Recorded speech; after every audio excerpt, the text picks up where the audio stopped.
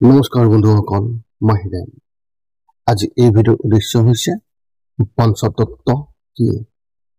পঞ্চতত্ত্বৰ সম্পূৰ্ণ তথ্য আপোনালোকক এই ভিডিঅ'টোত আগবঢ়াইছো, যাতে আপোনালোকে পঞ্চতত্ত্বৰ সম্পূৰ্ণ জ্ঞান লাভ কৰিব পাৰে আৰু ইয়াৰ সম্পূৰ্ণ তথ্য আপোনালোকে লাভ কৰিব পাৰে। তাৰেই মানসেৰে আপোনালোকৰ আগত এই ভিডিঅ'টো বিশেষভাৱে আগবঢ়ালোঁ। প্ৰথমে মোৰ এই চেনেলটো ছাবস্ক্ৰাইব কৰি ল'ব, যাতে মোৰ পিছৰ ভিডিঅ'বিলাক আপোনালোকে সহজে লাভ কৰিব পাৰে। লগতে মোৰ ভিডিঅ' যদি ভাল লাগে তেন্তে লাইক আৰু শ্বেয়াৰ কৰিব, কমেণ্ট কৰি আপোনালোকৰ মনৰ ভাৱ প্ৰকাশ কৰিব। এতিয়া আহক মূল বিষয়লৈ। আজি এই ভিডিঅ'ৰ উদ্দেশ্য হৈছে পঞ্চতত্ত্বৰ সম্পূৰ্ণ তথ্য আপোনালোকৰ আগত আগবঢ়োৱা। হিন্দু ধৰ্মত প্ৰকৃতিৰ প্ৰতিটো জীৱ আৰু অজীৱৰ ওপৰত উৎপত্তিৰ বিষয়ে সম্পূৰ্ণৰূপে বিতংভাৱে ব্যাখ্যা কৰা হৈছে। সকলো বস্তু মূলতঃ মাত্ৰ পঞ্চতত্ত্বৰে গঠিত, যিবোৰ প্ৰকৃতিৰ পঞ্চতত্ত্ব বুলি কোৱা হয়। শেষত সকলো বস্তুৱেই এই পঞ্চতত্ত্বৰ মাজত সোমাই পৰে, সেয়া মানুহৰ শৰীৰে হওক বা প্ৰাণীৰ হওক বা যিকোনো নিৰ্জীৱ বস্তু হওক বা গছ গছনিয়েই হওক। এনে পৰিস্থিতিত এই পঞ্চতত্ত্বৰ নাম কি আৰু ইয়াৰ গুৰুত্ব কি সেই বিষয়ে জনাটো অতি প্ৰয়োজনীয় হৈ পৰে। এই ভিডিঅ'টোত পঞ্চতত্ত্বৰ সন্দৰ্ভত আপোনাৰ কিছুমান প্ৰশ্ন নিশ্চয় উত্তৰ দিম, যিয়ে পঞ্চতত্ত্ব কি, পঞ্চতত্ত্বৰ ৰং, পঞ্চতত্ত্ব কি বুলি কোৱা হয়, পঞ্চতত্ত্বৰ উৎপত্তি কেনেকৈ হ'ল, পঞ্চৰ দেৱতা কোন, মানৱ শৰীৰ কিমান মৌলৰে গঠিত। প্ৰকৃতিৰ 5টা উপাদান আপোনালোকে প্ৰথমে জানি লওক। প্ৰথমে এই পঞ্চতত্ত্বৰ নাম ক'ত গঠিত। প্ৰথমে এই পঞ্চতত্ত্বৰ নাম আপোনালোকক কওঁ। গতিকে এই পঞ্চতত্ত্বৰ নাম হ'ল আকাশ, পৃথিৱী, জল, বায়ু আৰু অগ্নি। এই সকলো বস্তু এই 5টা মৌলৰ দ্বাৰাই গঠিত, যদিও ইহঁতৰ পৰিমাণ বিভিন্ন কথাত ভিন্ন হয়। যেতিয়া ইহঁতৰ সংমিশ্ৰণ ঘটে, তেতিয়াই এটা নিৰ্জীৱ বস্তুৰ সৃষ্টি হয়, যাৰ কোনো প্ৰাণ নাই। যিকোনো বস্তুক জীয়াই তুলিবলৈ হ'লে তাত ঈশ্বৰৰ ৰূপ অৰ্থাৎ আত্মা থকাটো অতি প্ৰয়োজন। অৰ্থাৎ 5টা মৌল মিলি এটা নিৰ্জীৱ বস্তু সৃষ্টি কৰিব পৰা যায়, বা সহজ ভাষাত এটা শৰীৰ সৃষ্টি কৰিব পাৰে। আত্মা যেতিয়া এই শৰীৰত প্ৰৱেশ কৰে, তেতিয়া ইয়াত জীৱন আহে আৰু সেই বস্তুটো সজীৱ হৈ উঠে। আত্মাই যেতিয়া শৰীৰৰ পৰা ওলাই যায়, তেতিয়া ই নিৰ্জীৱ হৈ পৰে আৰু পুনৰ ই পঞ্চ উপাদানৰ লগত মিলি যায়। পঞ্চতত্ত্বত প্ৰতিটো উপাদানৰ নিজস্ব অৰ্থ, গুণ, শক্তি আৰু উপযোগিতা আছে। 5টা মৌলৰ বিষয়ে আপোনালোকক এতিয়া বিতংভাৱে জনাবলৈ আগবাঢ়িছো। আপোনালোকে প্ৰথমে জানি লওক যে আকাশৰ মৌল কি। আকাশ মৌল মানে অসীম, যিয়ে আমাৰ শাৰীৰিক ভাৰসাম্য বজাই ৰাখে। ইয়াৰ যোগেদি আমাৰ শৰীৰত শব্দ আৰু বাক্যৰ সৃষ্টি হয়। ইয়াৰ ৰং হৈছে কলা। শৰীৰৰ অৱস্থানত ইয়াক মূৰ বুলি কোৱা হয়। আমাৰ কামনা আৰু আবেগৰ ভিত্তি হৈছে আকাশৰ উপাদান। মূলতঃ আকাশ উপাদানে আমাৰ শৰীৰ আৰু মনৰ খালী ঠাইক বুজায়। মনটোক নিজেই স্থানৰ উপাদান বুলি অভিহিত কৰা হৈছে। আকাশ মৌলৰ ধৰ্ম কি আপোনালোকে জানি লওক। ইয়াৰ গুৰুত্ব বুজিবলৈ আমি আমাৰ মনটোক বুজিব লাগিব। মন আমাৰ শৰীৰত থকা চিন্তাৰ এটা গোট, কিন্তু কিছুমানে ইয়াক আত্মাৰ সমৰ্থক বুলি গণ্য কৰে। আনহাতে আত্মা ঈশ্বৰৰ অংশ। আত্মাক নিয়ন্ত্ৰণ কৰিব নোৱাৰি, আনহাতে মনক নিয়ন্ত্ৰণ কৰিব পাৰি। যেনেকৈ আকাশৰ শেষৰ কোনো সীমা নাই, ঠিক তেনেদৰে আমাৰ মনটোৱেও খন্তেকতে যিকোনো ঠাইৰ পৰা যিকোনো ঠাই পাব পাৰে। আকাশত নিজৰ ভিতৰতে অসীম শক্তি আছে, ঠিক তেনেদৰে মনটো অপৰিসীম শক্তিৰ সাগৰ। যেনেকৈ আকাশত কেতিয়াবা ডাৱৰ, কেতিয়াবা ধূলি আৰু কেতিয়াবা স্পষ্টকৈ দেখা যায়, ঠিক সেইদৰে আমাৰ মনটো পৰিস্থিতিৰ ওপৰত নিৰ্ভৰ কৰি সুখী, কেতিয়াবা দুখী আৰু কেতিয়াবা স্বাভাৱিক হৈ থাকে। এতিয়া আপোনালোকে জানো দ্বিতীয় তথ্যটো হৈছে পৃথিৱীৰ মৌল কি? পৃথিৱীৰ মৌল মানে আমাৰ শৰীৰৰ ছাল আৰু কোষ, যিয়ে আমাৰ শৰীৰৰ বাহিৰৰ গঠন কৰে। আনে আমাক এনেদৰে চায় আৰু আমিও তেওঁলোকক এনেদৰেই চাওঁ। ইয়াৰ দ্বাৰা আমাৰ শৰীৰৰ ওজনো দেখা যায়। ইয়াৰ ৰং হালধীয়া। আমাৰ শৰীৰৰ গোন্ধ পৃথিৱীৰ উপাদানৰ দ্বাৰা নিৰ্ধাৰিত হয় আৰু ই আমাৰ মাজত অহংকাৰৰ পৰিচালক। শৰীৰত ইয়াৰ অৱস্থান উৰুৰ পৰা বিশেষভাৱে কৰা হয়। পৃথিৱীৰ মৌলিক ধৰ্ম কেনেধৰণৰ? আমাৰ শৰীৰৰ হাড়, ভৰ, পেশী, কোষ, ছাল আদি পৃথিৱীৰ উপাদানৰ অন্তৰ্গত আহে।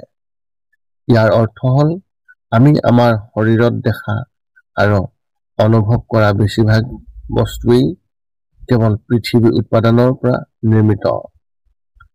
মহাকাশত বল আৰু চুম্বকীয় ধৰ্ম পৃথিৱীৰ মৌলৰ বৈশিষ্ট্য, যিয়ে আমাক পৃথিৱীত লংঘন কৰি ৰাখে আৰু ইয়াৰ ওজন অনুভৱ কৰায়।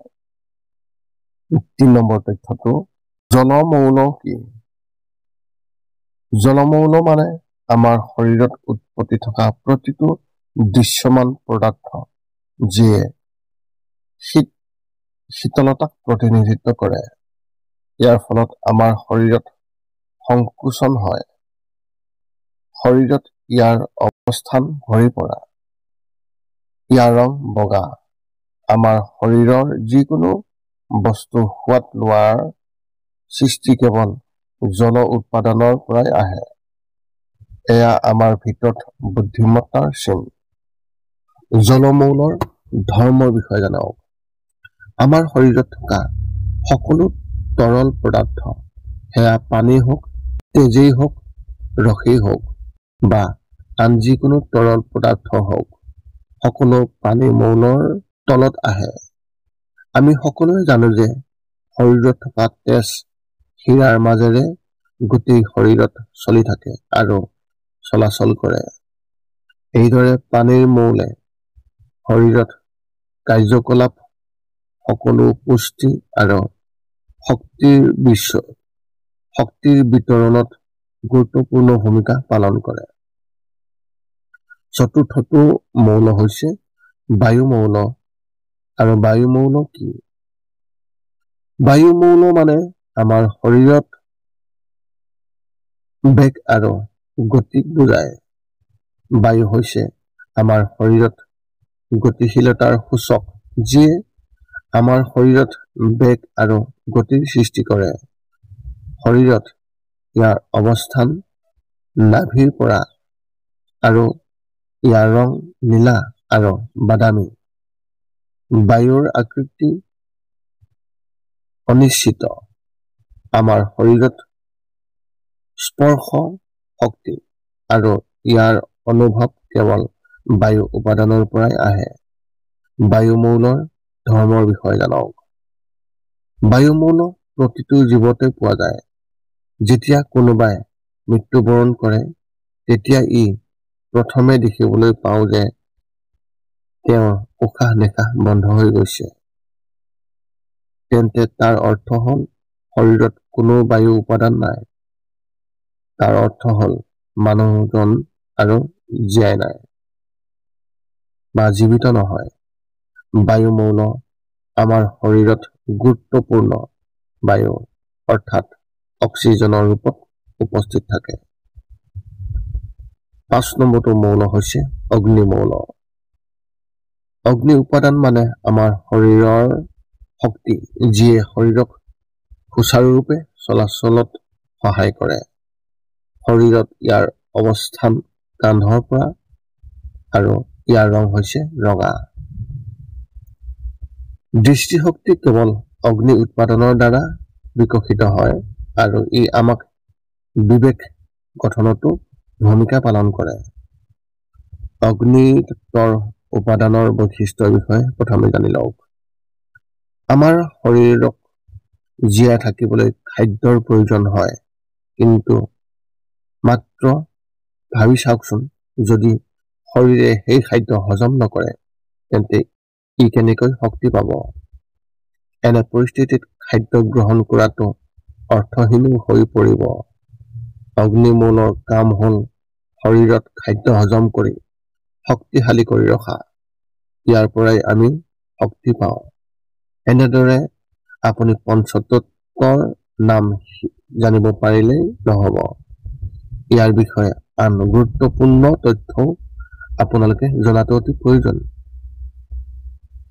আৰু সেই তথ্য আপোনালোকক এই ভিডিঅ'টোৰ জৰিয়তে জনাব আগবাঢ়িছো। 5টা মৌলৰ বিষয়ে এতিয়াও বহুতো আপোনালোকে জানিবলগীয়া আছে, যিবোৰ এতিয়া আমি আপোনালোকক ক্ৰমান্বয়ে আৰম্ভ কৰিম ক'বলৈ। 5টা মৌল কি কি আমি ঈশ্বৰক স্মৰণ কৰাৰ উদ্দেশ্যে আমন্ত্ৰণ কৰোঁ। হিন্দু ধৰ্মত ঈশ্বৰক ভগৱানৰ নাম দিয়া হৈছে, যিয়ে এই 5টা উপাদানৰ প্ৰতিফলিত কৰে। যদি ঈশ্বৰ শব্দটো ভাঙি চাওঁ তেন্তে এই 5টা উপাদানৰ উন্মেষ ঘটিব। ভগৱান, এই ক্ষেত্ৰত ভ মানে ভূমিৰ অৰ্থ অৰ্থাৎ মাটি, গ মানে আকাশ, ব মানে বায়ু অৰ্থাৎ বতাহ, অ মানে অগ্নি আৰু ন মানে নীৰ অৰ্থাৎ পানী। একেদৰে এই পঞ্চ উৎপাদনৰ সংগমৰ পৰা ঈশ্বৰ শব্দ সৃষ্টি হৈছিল, যিটো আমাৰ বাবে অতি পূজনীয়।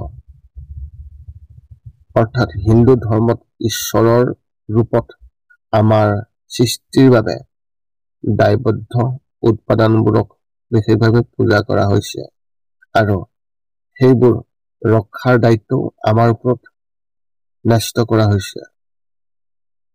ইয়াৰ সমান্তৰালকৈ এই 5টা মৌলৰ মিলনৰ পাছত যি আত্মাই তাত জীৱন সোমাই দিয়ে, সেই আত্মাক স্বয়ং ঈশ্বৰৰ ৰূপ বুলি কোৱা হয়, যিটো মৰ্ত্যলোক। এতিয়া আপোনালোকে জানি লওক পঞ্চতত্ত্বৰ যি গুণ। যিদৰে ইতিমধ্যে কোৱা হৈছে যে এই 5টা উপাদানৰ বাবে সমগ্ৰ প্ৰকৃতিৰ সৃষ্টি হৈছে, য'ত মানুহৰ শৰীৰটো এক। কিন্তু একে সময়তে এইটোও মন কৰিবলগীয়া যে এই 5টা মৌলৰ পৰিমাণ প্ৰতিটো বস্তুৰে ভিন্ন ভিন্ন আৰু এই 5টা মৌল সকলো বস্তুতে উপস্থিত থকাটো অতি প্ৰয়োজনীয় নহয়। অৰ্থাৎ কিছুমান বস্তুত কোনো মৌল নাথাকিব, কিছুমানত কিছু পৰিমাণে থাকিব, কিছুমান বস্তুৰ কোনোবা এটা মৌলিক পৰিমাণ কম হ'ব আৰু আন কিছুমানত বেছি হ'ব। এই 5টা মৌলৰ বিভিন্ন পৰিমাণ আৰু সংমিশ্ৰণে মানৱ শৰীৰৰ দৰে বিভিন্ন বস্তু বিভিন্ন ৰূপ আৰু ধৰ্ম নিৰ্ধাৰণ কৰে। আমাৰ মানৱ শৰীৰত এই 5টা মৌলৰে গঠিত, যাৰ পৰিমাণো মানুহৰ শৰীৰত এইবোৰৰ যিকোনো এটা পৰিমাণ ওপৰলৈ বা তললৈ হয়, বা কোনো এটা মৌল সঠিকভাৱে কাম নকৰে তেন্তে ৰোগ হয়, যাৰ ফলত মানুহ বেমাৰী হয়। তাৰপিছত বিভিন্ন মাধ্যমৰ সহায়ত সেয়া যোগ হওক বা আয়ুৰ্বেদ হওক বা ঔষধেই হওক আমি সেই উপাদানটো শুধৰণি কৰিবলৈ কাম কৰোঁ যাতে শৰীৰে সুচাৰুৰূপে কাম কৰিব পাৰে। শৰীৰৰ 5টা মৌলৰ বিষয়ে জনাওক। এই সকলোবোৰ পঞ্চমৌলৰ বিষয়ে জনাৰ পিছত আপুনিও জানিব লাগিব যে মানুহৰ শৰীৰটো কিমান মৌলৰ দ্বাৰা গঠিত বা কোন 5টা মৌলৰ দ্বাৰা আমাৰ শৰীৰ গঠিত। গতিকে ইয়াত আপোনালোকক আমি এইটোৱে ক'ব পাৰোঁ যে প্ৰকৃতিৰ দৰে মানুহৰ শৰীৰটো মাত্ৰ 5টা মৌল আছে, যিটো শৰীৰটো ঈশ্বৰৰ বাবে ইয়াৰ ওচৰলৈ আহে। ইয়াৰ অৰ্থ হ'ল আমাৰ শৰীৰত বাস কৰা আত্মা এই 5টা উপাদানৰ অংশ নহয়। আগত কোৱাৰ দৰে 5টা মৌলৰ জীৱ সৃষ্টি কৰিবলৈ পৰ্যাপ্ত শক্তি নাই, কাৰণ এই শক্তি কেৱল ঈশ্বৰৰ অংশ, ঈশ্বৰৰ থাকে। ঠিক তেনেদৰে পঞ্চমৌল একেলগে মানুহৰ শৰীৰত সৃষ্টি কৰিব পাৰে, যদিও তাত জীৱন আনিব নোৱাৰে। তাৰ বাবে ঈশ্বৰৰ এক অংশ আত্মাৰ প্ৰয়োজন, যিয়ে 5টা মৌলৰে গঠিত মানৱ শৰীৰলৈ জীৱন কঢ়িয়াই আনে। ঠিক তেনেদৰে যেতিয়া আত্মাই ঈশ্বৰৰ অনুমতিত শৰীৰৰ পৰা ওলাই যায়, তেতিয়া পুনৰ শৰীৰটো পুনৰ নিৰ্জীৱ অৱস্থালৈ ঘূৰি আহে। সেয়া হিন্দু ধৰ্মত মৃতদেহ দাহ কৰাৰ প্ৰথা আৰম্ভ কৰা হয়। সেই অনুসৰি মৃতদেহ দাহ কৰাৰ পিছত এই পঞ্চমৌলৰ সৈতে পুনৰ একত্ৰিত হ'ব লাগে। এতিয়া আপোনালোকে সেই পঞ্চতত্বৰ যি মৌল তাৰ ৰঙৰ বিষয়ে জানি লওক। এতিয়া এই 5টা মৌলৰ ৰঙৰ বিষয়ে পৃথকে পৃথকে ক'বলৈ আৰম্ভ কৰোঁ। বহুতে ভাবে যে এই উপাদান কেনেকুৱা হ'ব, তাৰ ৰং কেনেধৰণৰ হ'ব। এনে পৰিস্থিতিত কওঁ যে আকাশ, পানী আৰু বায়ুৰ কোনো ৰং নাই। গতিকে পঞ্চমৌলৰ ৰঙৰ বিষয়ে জানোৱা হওক। আকাশ উপাদানৰ ৰং হৈছে কলা, পৃথিৱী উপাদানৰ ৰং হৈছে হালধীয়া, জল অৰ্থাৎ পানীৰ উপাদানৰ ৰং হৈছে বগা, বায়ু উপাদানৰ ৰং হৈছে নীলা বা বাদামী, অগ্নিৰ উপাদানৰ ৰং হৈছে ৰঙা। এইদৰে আপুনি কোনো উপাদানৰ ৰূপৰ ওপৰত ভিত্তি কৰি ইয়াৰ ৰং বাছি ল'ব নালাগে, কাৰণ জুইৰ ৰং হালধীয়া দেখা যায়, কিন্তু বাস্তৱত জুইৰ ৰং ৰঙা আৰু মাটিৰ ৰং হালধীয়া। এনে পৰিস্থিতিত প্ৰকৃতিৰ 5টা উপাদানৰ ৰূপৰ ভিত্তিত নহয়, মূল ৰঙৰ ভিত্তিত চিনাক্ত কৰা হয়। 5টা মৌলৰ উৎপত্তি কেনেকৈ হ'ল তাৰেই তথ্য জানক। এতিয়া মূল প্ৰশ্নটোলৈ আহোঁ, আৰু সেয়া হ'ল 5টা মৌলৰ উৎপত্তি কেনেকৈ হ'ল বা 5টা মৌলৰ সৃষ্টি কেনেকৈ হ'ল। এই সন্দৰ্ভত বহু প্ৰকাৰৰ উত্তৰ দিয়া হৈছে, যদিও সকলোবোৰ অৰ্থ একে। আপোনালোকৰ সন্মুখত এই 3 ধৰণৰ জনপ্ৰিয় বিশ্বাস দাঙি ধৰিছোঁ, আপোনালোকে জানি লওক। প্ৰথম বিশ্বাস অনুসৰি পঞ্চমৌলৰ সৃষ্টিৰ কৃতিত্ব ভগৱান ব্ৰহ্মাৰ হাতলৈ যায়, কাৰণ তেওঁৱেই এই পৃথিৱী আৰু ব্ৰহ্মাণ্ডৰ সৃষ্টি কৰিছিল। দ্বিতীয় বিশ্বাস অনুসৰি পঞ্চমৌলৰ উৎপত্তি ভগৱান শিৱৰ বাবেই সম্ভৱ হৈছিল। আচলতে ভগৱান শিৱ ধ্বংসৰ দেৱতা, আৰু ধ্বংস অবিহনে সৃষ্টি সম্ভৱ নহয়, আৰু সৃষ্টি অবিহনে ধ্বংস সম্ভৱ নহয়। তৃতীয় ধাৰণা অনুসৰি এই 5টা মৌল ভগৱান শিৱ আৰু মাতৃ আদি শক্তিয়ে যৌনভাৱে সৃষ্টি কৰিছিল। দুয়োজনে মিলি এই বিশ্ব ব্ৰহ্মাণ্ড আৰু পৃথিৱীৰ পঞ্চমৌল সৃষ্টি কৰিছিল। এতিয়া বিশ্বাস যিয়েই নহওক কিয় পঞ্চমৌল সৃষ্টি দায়িত্ব কেৱল ঈশ্বৰৰ ওপৰতহে আছে। তেওঁলোকৰ দ্বাৰাহে এই পৃথিৱীত জীৱন সম্ভৱ। হেন জানি আমি সকলোৱে ৰাম নাম ল'ব লাগে। এই আছিল এই পঞ্চতত্বৰ সম্পূৰ্ণ তথ্য। যদি আপোনালোকৰ মনত এতিয়াও কিবা জ্যোতিষ সম্বন্ধীয় কিবা প্ৰশ্ন আছে তেন্তে আপোনালোকে আপোনালোকৰ প্ৰশ্ন এই ভিডিঅ'ৰ তলত অৱগত কৰিব আৰু আমি আপোনালোকৰ প্ৰশ্ন উত্তৰ দিবলৈ আমি সকলো সময়তে সাজু আছো। এই পঞ্চতত্বৰ যি সম্পূৰ্ণ তথ্য আপোনালোকৰ আগত আগবঢ়ালো, যদি ইয়াত কিবা ভুল থাকে, যদিহে আপোনালোকে ইয়াৰ বিশেষ তথ্য আপোনালোকৰ হাতত আছে, নিশ্চয় আপুনি অৱগত কৰক আৰু আমি সেই তথ্য আমি নিশ্চয়কৈ ধ্যান দিবলৈ আমি চেষ্টা কৰিম। যদি মোৰ ভিডিঅ'টো ভাল লাগিল তেন্তে লাইক শ্বেয়াৰ কমেণ্ট কৰিব আৰু চেনেলটো ছাবস্ক্ৰাইব কৰি থব, যাতে আমি পুনৰ অন্য এটা ভিডিঅ'ৰ জৰিয়তে আমি আপোনালোকৰ লগত সম্বন্ধ ৰাখিব পাৰোঁ। পুনৰ লগ পাম অন্য এটা ভিডিঅ'ত। আজিলৈ ধন্যবাদ।